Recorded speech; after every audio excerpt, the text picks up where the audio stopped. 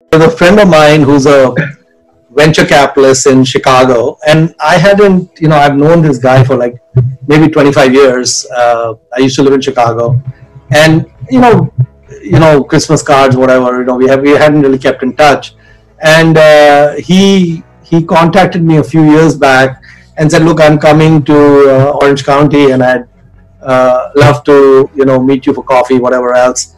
And so I said, "Yeah, sure, Matt, let's meet." And so he came to the office, and I just asked him, so how's it been going? And he says, did you see my profile in Forbes? I said, no. What did you like? What happened? Educate me. Like, I had no idea. So Forbes had apparently profiled these Bitcoin billionaires, and he was one. And he said, Mohnish, based on current Bitcoin prices, my net worth has gone well past $1 billion. And I thought he was just kind of a okay VC, nothing like Sequoia or something. And I said, wow, Matt, that's awesome, man. I said, listen, unload the whole thing, man. Just take the $1 billion and, put an end to the ride. So he said, no, Mohnish, the ride is just getting started. This is going to go to hundreds of billions. And so I said, okay, I told him, listen, I'm the village idiot on Bitcoin. Since you're over here, why don't you educate the village idiot on why, I should be going all in on Bitcoin? And, he's very articulate. We spent a couple of hours, and I did not change my viewpoint that Bitcoin, quite frankly, the value of a Bitcoin, I think you just take it and cash it out. I don't think that long term it has a value.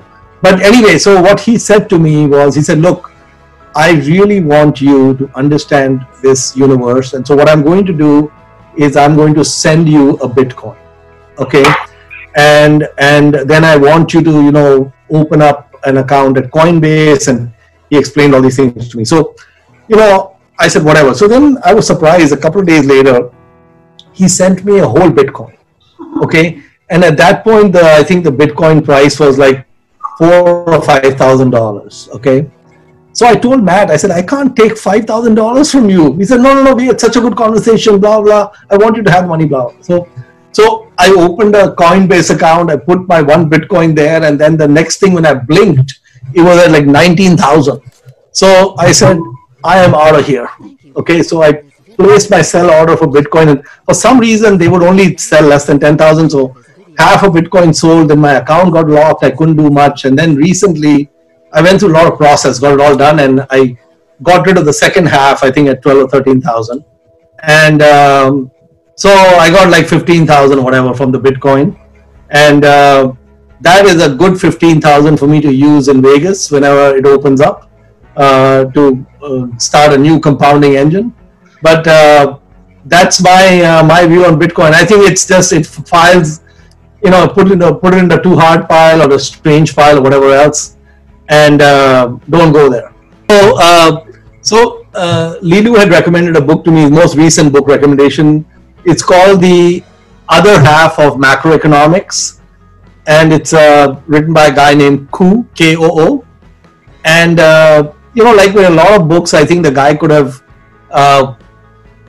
finished the book in 10 pages. A lot of books should be 10 pages long, but then they, go on for 200 pages. But I think that if you read even the first 30, 40 pages of the book, I think it explains, it's the only explanation I've found for why, and it's a very credible explanation for why we did not get inflation when the Fed printed all that money. Because it was always a mystery, right? And even now when the Fed is printing all the money that it's doing right now, which I think is the right thing for it to do, it is unclear to me that we will, even this time around, get inflation. So I think it's a good book to read. We will kind of explain a little bit about what's going on. But also, I think one more thing, just since we're on that subject, I think if you think about a family, and I'll give it to you from a US perspective, if a family in the United States has a net worth of, let's say, $1 million, for example, they're worth 7-8 crores, and this whole pandemic hits and all this stuff, and they eat about $50,000 or $70,000 into their savings as they get over this pandemic, that family can easily absorb that shock. And I think if you look at the United States, so if you look at household wealth in the whole world, every man, woman, and child in the whole world, household wealth globally is around $400 trillion. Out of that $400 trillion, 100 trillion is in the United States. So the entire household wealth of the 300 odd million humans in the country is about 100 trillion. The GDP of the US is about 22 trillion approximately. And that GDP may go down 30-40% because of this pandemic before it starts coming back. So this family, which is, if you think of the US as one family, the family has 100 trillion. That family can lose 5 trillion or 7 trillion and it won't even feel it.